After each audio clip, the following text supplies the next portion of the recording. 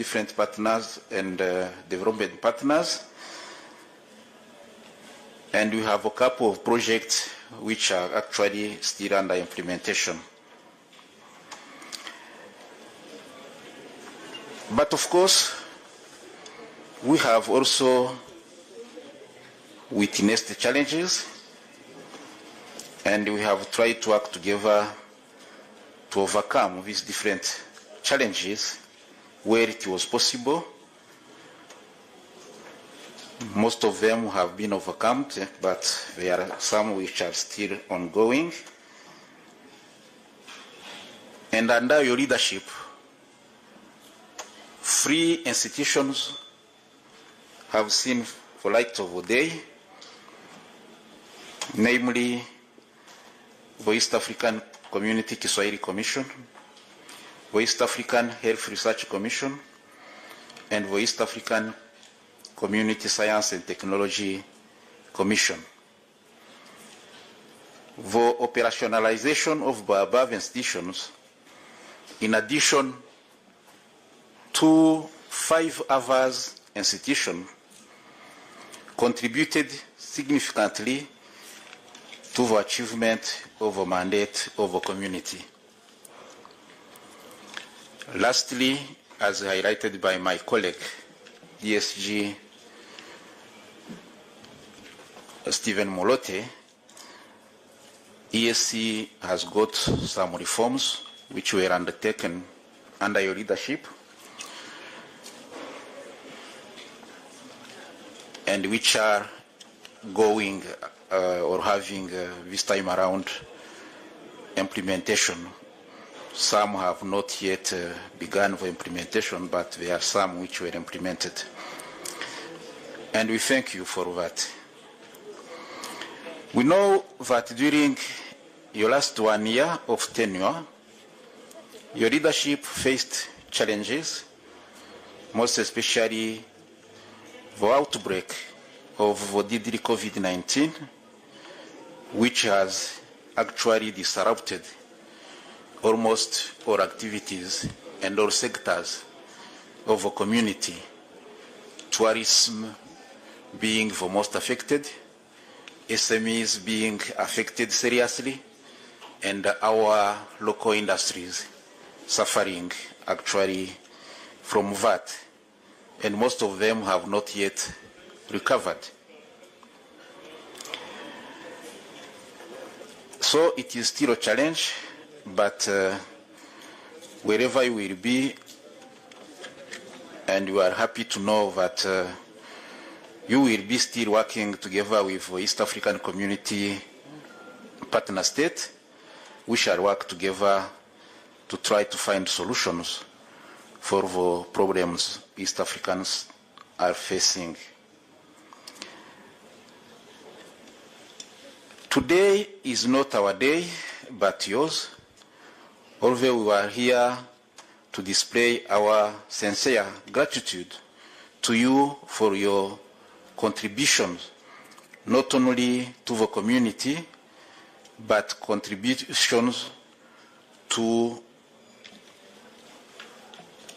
staff members towards improving the experience from for day-to-day work with you. Some of us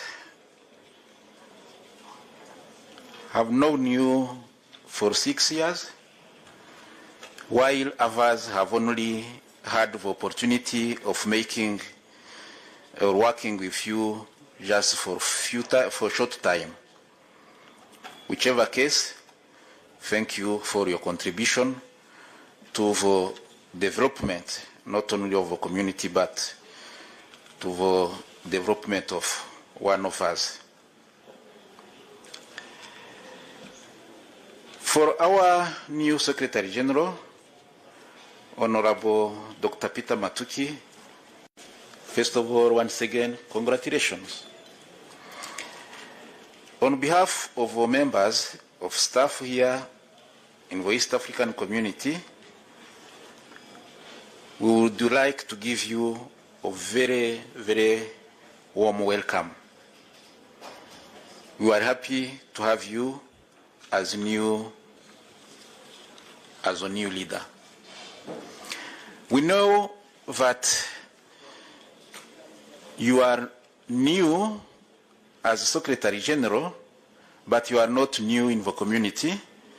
As said previously, you have been in the East African Legislative Assembly as a member, but most recently, you were the Executive Secretary of the East African Community Business Council, and we all know the importance of the business community in East Africa, especially in the framework of our integration agenda, where we are guided by being a business-driven integration agenda, in addition to being people-centered.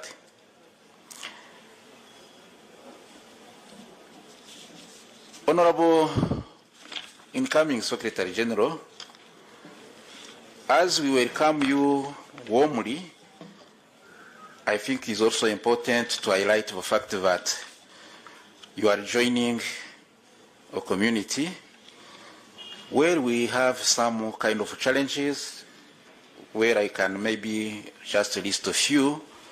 We are facing a slow pace of financial contributions when it comes to funding the community. We are facing, and this is a serious thing which has to be addressed, low attendance of statutory meetings, leading in most cases to postponement of the same meetings and loss of time for those who are present. We witness kind of nationalism, which we should try actually to fight against, because what we see in many of our meetings, priority is given to national interest over than community interest. And as a region, to move stronger forward, we need to put forward and first the regional interest, community interest before national interest. We witness again a low impetus when it comes to ratification of concluded protocols, and in most cases also slow implementation of decisions which are taken at regional level together. And we would wish whichever is taken as a decision at regional level is really given priority at national level. Finally, Secretary General, the Secretariat, organs and institutions are understaffed. And this is a serious matter. And in most cases, they are also underfinanced, underfunded. These are things we should be working together with the Council of Ministers to try to find a solution, and the soonest, the better. Your Excellencies, ladies and gentlemen, let me conclude by saying that Honorable Peter Mathuki, your appointment came while we were already in the agenda of East African, let me say that we are implementing 4 pillars, and now we are pushing towards having a political federation, passing through a confederation. And this is an area where we are bringing, maybe we are moving towards having a bigger region, meaning that the challenges we have been having as a smaller region, we have to work closely and to see how maybe these challenges cannot be made bigger than it has been ever before, but we expect it will be better. Ladies and gentlemen, I conclude by thanking everyone for having taken part in this event, which is very important. And we wish to say to all of you that the East African Community staff at the Secretariat and in all ESC institutions, we pledge to Honorable Peter Mathuki obedience and support, and we commit actually our unreserved contributions to ensure we work as a team and push forward the integration agenda. Once again, Honorable Peter Mathuki, most welcome. Thank you, everyone.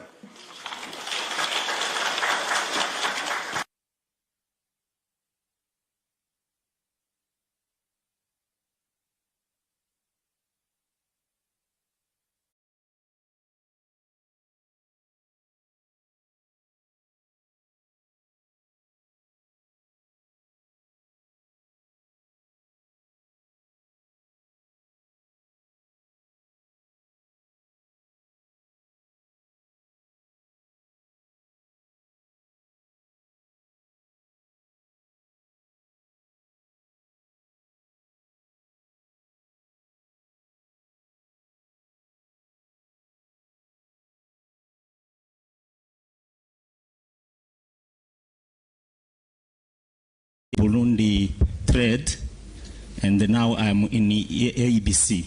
Thank you very much. Habari za jioni. My name is Hamad Hamad. I am the Executive Director of Zanzibar National Chamber of Commerce. I'm here to represent the Chairman of Zanzibar National Chamber of Commerce, the new board member of EABC. We are very glad, very delighted to be part of this community. Asanteni sana.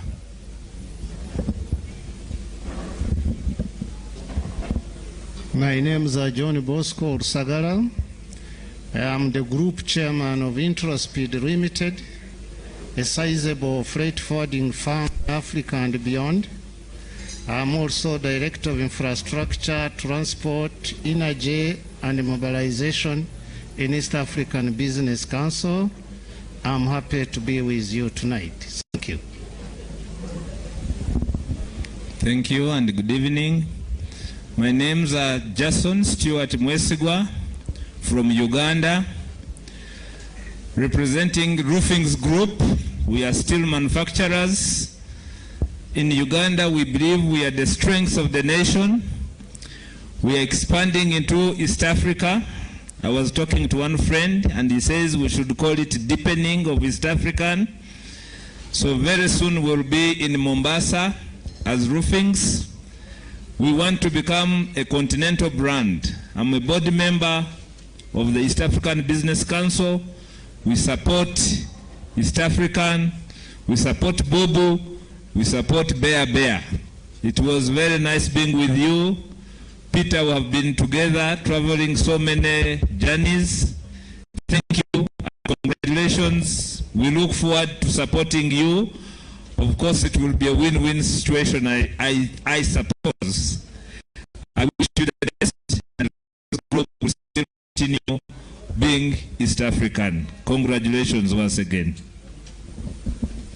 Good evening, all.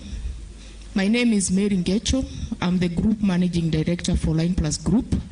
I'm also a Director at EABC. And at EABC, I take care of small micro enterprises, and I also take care of gender. And I'm happy that today, Peter, you are reminded that we need to prioritize gender and SMEs at the EAC region, and this is what we're expecting from you. Thank you. Good evening. My name is Ameli Ninganza from Burundi. I am a Deputy Secretary General of Burundian Traders Association, also board member in EABC.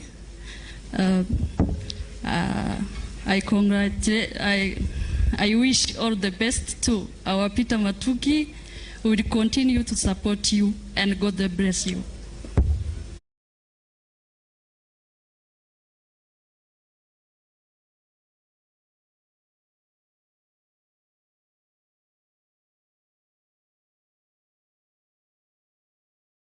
Thank you very much. Thank you very much. Let's applaud them.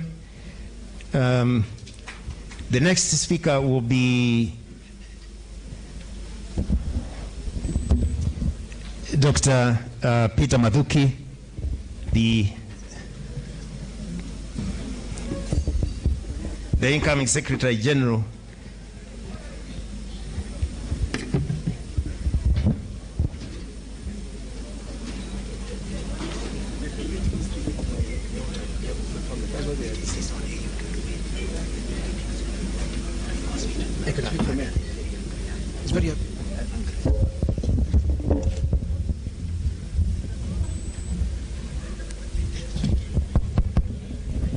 Thank you very much and good evening, everyone. Your Excellencies, guests who are here. I don't want to become unpopular because I know I'll be talking between, I'll be the one between your dinner.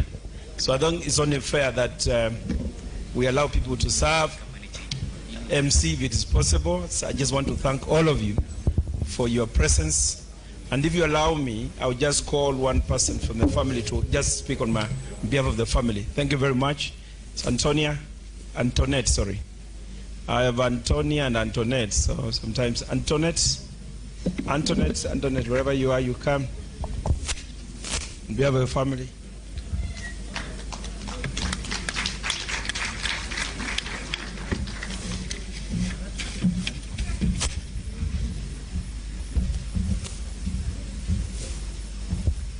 Good evening, Excellencies, ladies and gentlemen, and all protocols observed. My name is Antoinette Mutuku, and I am genuinely pleased to get this opportunity to stand before you this evening. And on behalf of my family, we truly appreciate your presence. Today, I wish to congratulate Daddy for getting this opportunity to serve the people of the East African community. The fruits of your labor are sweet, so may you have the same zeal to face the challenges that come up with your new role. With your dedication, enthusiasm, insights, and hard work, I truly believe that the East African community will be in good hands. I remember when I was young, you constantly, and up to this date, you constantly told us to always embrace the culture of kindness, hard work, discipline, and confidence, for it is the first key to success. At first, I never truly understood what you meant by that until, luckily, as I grew up, I got to witness it and learn it from you. So as I wind up, tonight as I stare out into this beautiful room, all I can see is hope, optimism, and a future. So, Daddy, as you take up on your new role, I challenge you to, as East Africans, we would love to see the benefits of the East African community. Thank you. Thank you very much. Thank you very much. Thank you very much. Thank you. I now have the distinguished honor to invite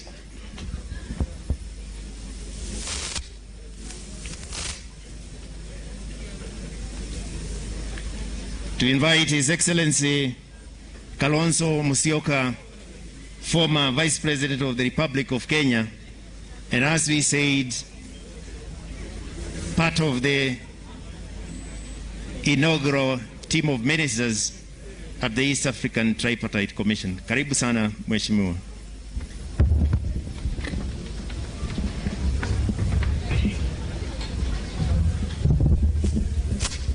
Check.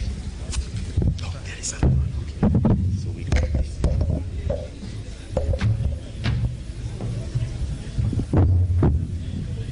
Thank you.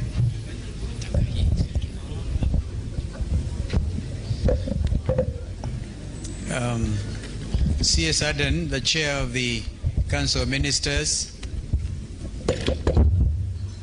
the Secretary General, now that you have taken over, I think it is in order that we refer to you as the Secretary General of the East African Community, Peter Mathuki, and your worthy predecessor, I hope he's still in the House, ministers from the various partner states, governors who are with us, my colleague and dear brother, Senator Weta, whom I have forced to speak because he has a history with the community, the East African Business Council, who have hosted us tonight. Ladies and gentlemen, I forgot Bwana Speaker wa IALA and all the members of East African Legislative Assembly, past and present. Well, what a day. In 1993, as the Director General of Customs mentioned, I was a young Minister for Foreign Affairs, and I was privileged to witness the signing of the treaty establishing the East African Community. Indeed, I sat behind or stood behind my president, the late Mzee Daniel Toroitich Arap Moi, my brother Jakaya Mrisho Kikwete, the then foreign minister, stood behind our late brother, President William Benjamin Mkapa, and so did Prime Minister Rugunda, who was then the Minister for Foreign Affairs, standing behind President Kaguta Yoweri Museveni. The three of them took it up from where the founding fathers left it before the collapse in 1977 of the community. And what a mistake. When I was asked by the three presidents along with my colleagues to be the first chair of the Ministerial Tripartite Commission, establishing again, looking at a form of cooperation within East Africa, we didn't know we were going to move with such speed, because by the end, that document was signed on the 30th of November, 1993, here in Arusha, actually the stadium. And for the avoidance of doubt, we left no doubt whatsoever in anybody's mind that the headquarters of the East African Community was Arusha. That is written under Article 136 of the treaty establishing this community. Kwa hivyo, ndugu wa Tanzania, kila wakati mimi nikirudi hapa Arusha hujivunia sana kwamba makao makuu ya Jumuiya ya Afrika Mashariki yako hapa Arusha. Kwa hivyo Arusha ni capital ya Afrika Mashariki. Na hivi tunavyozungumza, kuna wenzetu wengine ambao wanakutana Uganda, na wanaendelea na kuangalia vile wanavyoweza kubuni namna ya kuhakikisha kwamba wanaboresha ama na mwelekeo wa kuwa na jumuiya kamili, East African Federation, kwamba wanaweza pengine wakachukua hatua moja au mbili kuhakikisha kwamba kisha baadaye tunakuwa na jumuiya. Looking forward, beautiful national anthem, East African anthem, ili tutumize malengo yetu na tuboreshe pia uchumi na mambo kama hayo. Kwa hivyo mimi, wakati huu ambapo tuko na janga hili la COVID-19 ambalo limekuwa janga la kurudisha ulimwengu mzima nyuma, lakini we must keep hope alive kama Jumuiya ya Afrika Mashariki, pamoja na wenzetu washiriki ambao najua kwanza watakusaidia sana, Mheshimiwa Secretary General, kwa sababu katiba yenyewe, the treaty, yasema kwamba nchi wanachama wa jumuiya watakuwa wakichangia katika bajeti ya kila mwaka. Lakini kando na hayo, kuna wahifadhi wengine kama tumeona marafiki zako kutoka Jerumani ambao wameamua kwamba they have actually been working with you already under the auspices of the East African Business Council. We have come today to bring to you East Africa, and the Secretariat here, an insider. I've discovered that your Deputy Secretary General, one of them, and we wish the other one a quick recovery. In fact, it was good to see him. That the Deputy Secretary General is actually the Deputy Chairman to President Kagame kwa chama ambacho kinatawala katika nchi jirani ya Rwanda. Now, it looks like people have been shy to say Peter Mathuki is actually the Secretary General of my own party, the Wiper Democratic Movement.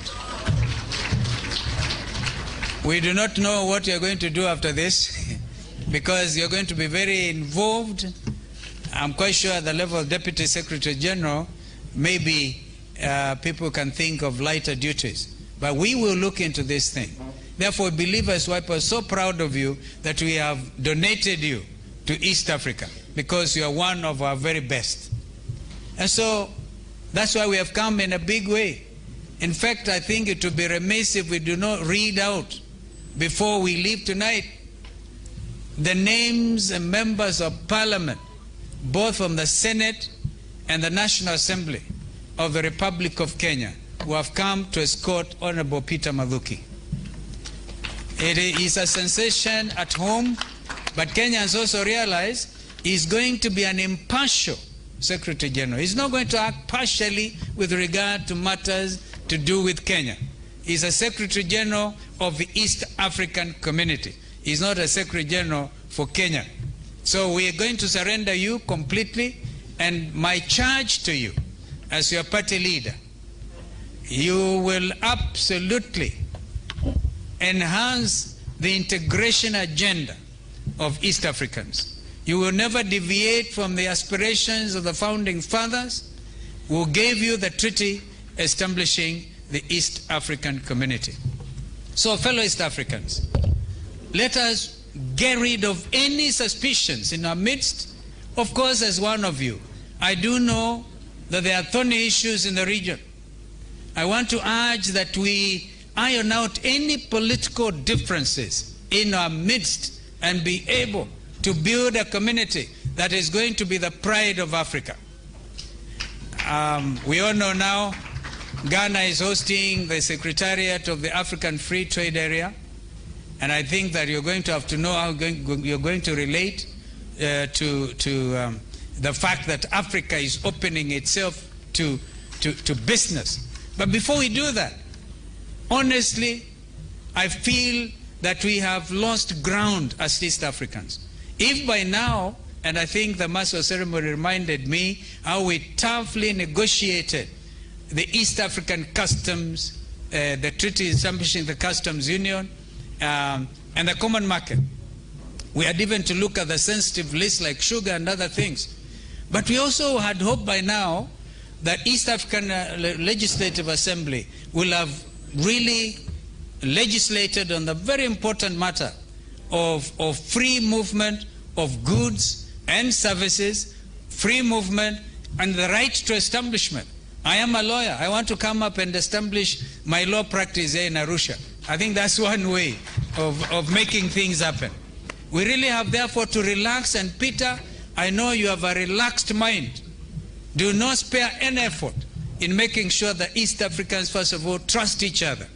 And there's not going to be anybody, nyakati zile za mzee Mwalimu Julius Nyerere, mzee Kenyatta, na Milton Obote, nyakati zile, we all know where we come from, and the particular contribution, even before, in fact, after Mkapa took over as president of Tanzania, I remember that with the late Mwalimu Nyerere, we had to sit and push hard our brothers in Burundi so that they could get their act together.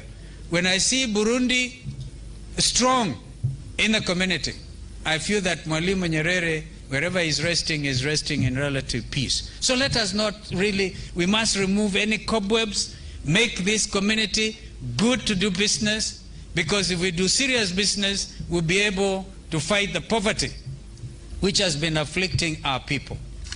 I can go on and on. I'm very emotional about East Africa. I'm very emotional about integration. But once again, we have given you the best, and I want to thank President Uhuru Kenyatta, who I know is also the chairman now of the summit, and I know he's also very passionate about integration. The only thing is I do not know whether he will allow me to see him when I go back to Nairobi because this COVID thing is a bit of an issue everywhere. But we must get rid of it. Minister Aden Mohamed, you've done well. We also urge that the chair of the council, you do not leave any stone unturned to ensure that revival, if you like, a re-energized community of East Africans takes root. This is why we've even come with our governors, because the Maasais in Namanga cannot understand why they cannot just walk across the border without going through Namanga or checkpoint or whatever. The moment we shall be able to see East Africans driving without even carrying the East African passport or whatever, I think some of us will be very happy. May God bless you, Secretary General. May God bless East Africa. Amen. I take the liberty to invite my brother Moses Masika Wetangula. He's also a party leader. So, and you know out there, oh, the speaker. Speaker Ken Lusaka, if you could kindly come, the Speaker of the Senate. In Kenya, we are doing a lot of things. We are trying to amend our constitution. I'm so happy that nobody has tried to move an amendment to remove, to change the headquarters of the community from Arusha. As I think as Kenya and me, I would personally oppose it because this is important. Thank you.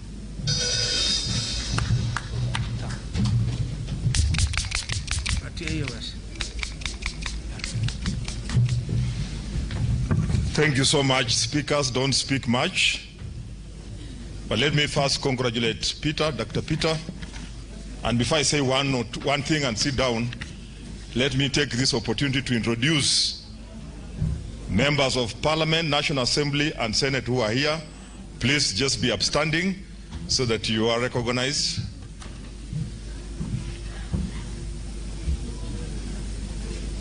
This is Senator Shionga from Kakamega, Senator Pareno from Kajiado, our new senator from Kavindo from Machakos, Senator Lelegwe from Samburu. Is there one I've forgotten? Thank you so much. Mine on behalf of the Senate and of course Senator Moses Wetangula, who is here and the party leader of the party called Ford Kenya. Mine is also just to congratulate you for this great achievement. Please, it doesn't matter how long you will serve, but the mark that you leave for the time that you will serve there. All I can say as members of the East Africa community, let us always strive to remain together. Like somebody said, Franklin, that we either get hung together or we shall all be hanged separately. So let us stay together. It is important that we continue working as a team. May God bless you and your family as you continue serving in this region and representing the region. God bless you. Thank you very much, Right Honorable Speaker. I don't want to go against the former Vice President's request that Honorable Senator Moses Masika Wetangula says one or two things. Our apologies.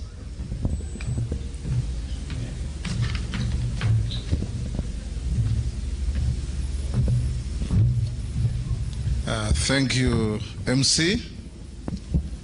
My good friend, Dr. Peter Mathuki, and your family, our Minister for East African Affairs, my brother Kalonzo Musyoka, all dignitaries present.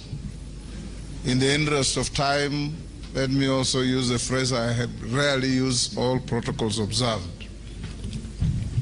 Being here today as guests of Peter Mathuki, the new SG, makes us very proud. I come from a frontier county in Kenya called Bungoma, and where I come from you'll find children from Kenya going to school in Uganda, and children from Uganda coming to schools in Kenya. We still have people in my area, when they are sick, they believe the best hospital anywhere is called Mulago in Kampala. So wananchi know the value of integration. Peter, I'll be very brief. One of the greatest marks I would expect out of your tenure is to make East African community and East African integration known to and embraced by the people of East Africa. We should not leave East African community to be an agenda of national governments of the member states. And Minister Aden, going forward, as Kenya is the current chair, you may even consider that in future members of IALA to sensitize and expose the idea of integration and East Africa to people of the region should be, in a defined constituency manner, be elected by the wananchi. Like the European Union, members of the EU Parliament are directly elected. And when you have somebody in Turkana or Songea or Mutukulu or wherever campaigning to be an East African member of Parliament, he will be hard put to explain what East African community is, what East African Parliament is, what benefits are going to come out of that, and that is how we can integrate even more. We as Kenyans cherish the community because we know that integration of our region is the future of our economies. I want to urge my brothers and sisters from all member states, Tanzania, Rwanda, Burundi, Uganda, and South Sudan, that our integration is not an option. We must get together, and in doing so, and this is my last point, again, Minister Adan, as the chair of the council, simple things that can benefit and make people feel and enjoy integration. Why would a Kenyan coming to Tanzania be required to carry a passport? Why would a Kenyan going to Uganda and vice versa be stopped at the border and be asked all manner of questions? We must have free movement of persons, free movement of goods, services, and a true integration of our economies. In the old days, we had the East African Railways and Harbors that used to manage all our railways and harbors. We had Postal Corporation. Kenyans used to work in Mtwara in Tanzania. Tanzanians used to work in Kampala in Uganda, and so on. So let's integrate. And us in the leadership at our various capacities, we must play our role. And my brother and Kalonzo and I, when he was foreign minister in the Kibaki government, first I was his deputy, and we used to visit here regularly. And we are the ones who engineered the idea of every country in East Africa must have a minister responsible for East African affairs, so that they constantly talk about East Africa, not only in Arusha, but back in their capitals and in their cabinet meetings, to get everybody to understand East Africa. Peter, you have a legacy to build. Great men build great institutions. Knowing you, you have all it takes to turn around East Africa. It can't be any better that you have come in office when your president is also the chairman of the Community Summit. So kazi kwako ndugu yangu, walete watu wa East Africa pamoja, wa Tanzania mujifikirie, mujione kama wa Kenya ni ndugu zenu, wa Kenya hivyo hivyo, Waganda hivyo hivyo, Warundi hivyo hivyo, wa Rwandese hivyo hivyo, wa South Sudan hivyo hivyo. And I pray for the day when Somalia and DR Congo will be part of the community. Thank you. Thank you very much, Honorable Senator. May I now invite Ambassador Major General Charles Karaba, Rwanda High Commissioner to Tanzania, who has been expressly sent by the Minister of Rwanda to greet the occasion.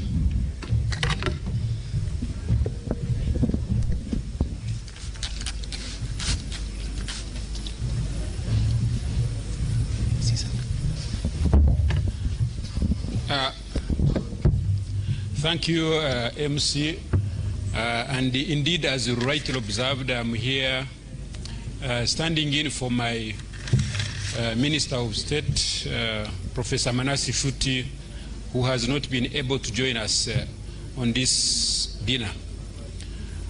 I think I'll briefly maybe say one or two words, but before that, I think we are really here to congratulate our friend, Dr. Peter Mathuki. I hope the pronunciation is okay. Peter, you've been given a very, very heavy package in as far as what you are supposed to pursue by way of pursuing the key theme of the EAC, which is integration. But I think it is important to say that for those of us who have known you, we know that you are up to the challenge. I have personally known Peter, I think, for 1 year or so, but the first thing I saw in him, I saw Peter as an integrationist. So I think we have no cause to worry. Peter is up the job. Second, I think I want to thank his family. Having listened to his daughter, Antoinette, I hope that is the correct name, and listened to what she said, every one of us, I think, will agree with me that what the package that was delivered to him by his own daughter was so heavy, so much so that we have everything to believe that Peter's responsibilities are clearly embedded within his family. So we have no cause to worry. The only thing we can do is to all of us be behind him and support him. So once again, let me not take too much of your time here. Congratulations, Peter, and I pledge my government support. So we are with you and wish you all the best. Thank you so much. Thank you very much, Excellency High Commissioner. It's now my singular honor to invite the Honorable Adan Mohammed, the Cabinet Secretary, East African Community Affairs and Regional Development of Kenya, and the Chairperson of the Council, to deliver a statement.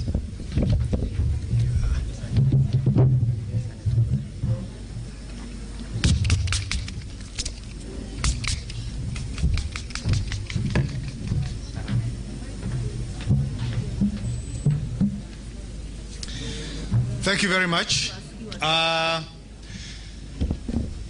All wonderful invited guests. I will not go name by name, given the time and the amount of time it has taken for the food to be rewarmed again. But in addition to all the wonderful guests that have been introduced, I just want to add two new members who are part of my delegation. One is the Ambassador of Kenya to the Republic of Uganda, Ambassador Kiema Kilonzo, who has come all the way from there, and the Deputy Minister for Transport and Infrastructure in Kenya, Honorable Wavinya Ndeti, who is a very, very good friend of Peter, and of course all the other invited guests. I think the formal and the official parts of the day has happened, and we are here to enjoy dinner. And really, it's not time for us to be making formal speeches and to take any longer time than is necessary. If you are from Kenya, especially from Kenya, I would say you wouldn't stay such a long time in a restaurant like this. I asked the lady who was serving me dinner last night at around 9 o'clock, is there curfew here? And she asked me, iyo ni nini? And I had to explain curfew in Swahili. But what is even more interesting, I just thought I would share with you my experience. Those of you who have come here, especially from Kenya, to accompany Peter and the delegation, are all very senior and important people. And one thing Kenya and Tanzania have in common amongst many other issues is this concept of matatus. In this country, they call them dala-dala. And I was told that those of us who are driving big vehicles with a driver and a bodyguard miss a lot about the experience of a dala-dala. And this is what we miss, a conversation between a lady passenger and a manamba. So she comes into the car and she says, nitakupa. And then she goes, atakupa mbele. Halafu anauliza, hujapewa mbele? Hujapewa mbele? The guy says no. Bas utapewa nyuma. Nitakupa nikikaa vizuri. Ngoja isimame nikupe.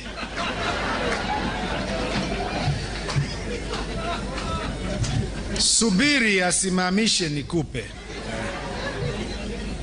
Hivi nilivyokaa nitakupaje? Utapewa, tulia. Nikupe mara ngapi? Msimpe, nimeshampa huko nyuma. Sasa hiyo, I'm told that is a real conversation that was recorded and told by somebody. It sounds very rude in certain cultures. That is one thing that Tanzania and Kenya have very good in common, and it's a very interesting experience that those of us who are driving big vehicles are missing. But ladies and gentlemen, that's on a light note. I really don't want to take much of your time. Enjoy the dinner. Peter, congratulations. We look forward to more serious business when we are having to discuss serious issues of EAC. With those many remarks, enjoy the dinner. Thank you very much, ladies and gentlemen.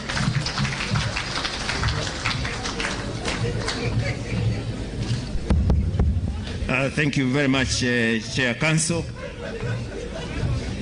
We are almost coming to the end. We are coming to the end, but we have a small function. May I invite Mr. Stuart Mwesigwa and Mr. John Kabeho at Board of Directors to present a memorandum to the Secretary General. You read a citation and make a short, a presentation.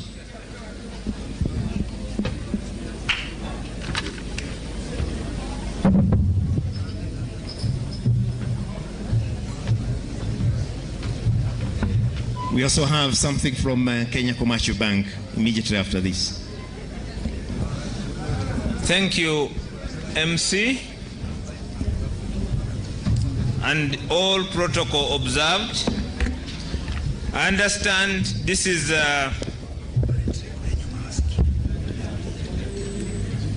mainly a function of actually seeing off our dear Honorable Dr. Peter Mathuki,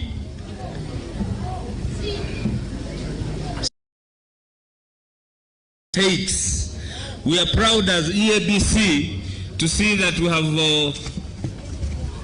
nurtured a person that is actually going to be better and better for us. I want to invite my seniors, but they just thought it right. I think of time, they just thought it right to come. We have 17 issues which we want you to witness that we are actually handing them over to the person who was at EABC and supposed to go to ESC to articulate these issues. But now we are giving them to him as EABC when he is actually the Secretary General of ESC. So before you even start your work, Honorable Peter Mathuki, we are already giving you homework. The good thing, Mr. Kenneth Bagamuhunda has already given you a holiday of 26, so you will be going through this so that on 27th when you resume resume work, you start with us. Private sector is what has made you what you are. Much as you were already there, but for you to be able to make what we call a about turn, if I was a soldier, you made an about turn. It is us private sector who have made you go back to where you are going to sit as from the 26th of April of 2021. I think in the interest of time, I'm not going to read everything because there are 17 issues.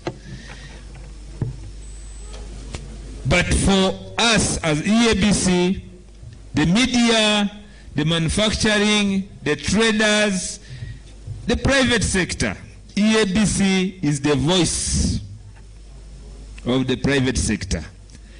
Join us, support us, attend our events, attend our meetings, pay your dues, be members in whichever capacity you are. SME, the youth, political organizations, we can work together to make East Africa one. The best thing we have as of today is that the person who have been sending to represent us is the same person we are going to meet. I hope Peter is listening. And now, today, the witnesses are there, all the ministers are there, the former politicians, especially including a former vice president of the whole country, is here, who actually started this whole thing the way it is. So you have very little Burundi trade, and now I'm in AEBC. Thank you very much. Habari za jioni. My name is Hamad Hamad. I am the Executive Director of Zanzibar National Chamber of Commerce. I'm here to represent the Chairman of Zanzibar National Chamber of Commerce, the new board member of EABC. We are very glad, very delighted to be part of this community.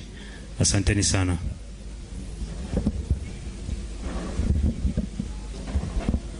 My name is John Bosco Sagara.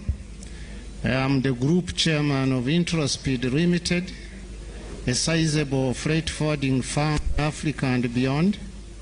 I am also Director of Infrastructure, Transport, Energy and Mobilization in East African Business Council. I'm happy to be with you tonight. Thank you. Thank you and good evening. My name's Jason Stewart Mwesigwa from Uganda, representing Roofings Group. We are steel manufacturers. In Uganda, we believe we are the strength of the nation. We are expanding into East Africa. I was talking to one friend and he says we should call it deepening of East African. So very soon we'll be in Mombasa as Roofings. We want to become a continental brand. I'm a board member of the East African Business Council. We support East African, we support Bobo, we support Bear. It was very nice being with you. Peter, we have been together, traveling so many journeys. Thank you, congratulations. We look forward to supporting you Of course, it will be a win-win situation, I suppose. I wish you the best, and this group will still continue being East African. Congratulations once again. Good evening all. My name is Mary Ngecho. I'm the Group Managing Director for Line Plus Group. I'm also a director at EABC. And at EABC, I take care of small micro enterprises. And I also take care of gender. And I'm happy that today, Peter, you are reminded that we need to prioritize gender and SMEs at the EAC region. And this is what we're expecting from you. Thank you. Good evening. My name is Amelie Ninganza from Burundi. I am a Deputy Secretary General of Burundian Traders Association, also a board member in EABC.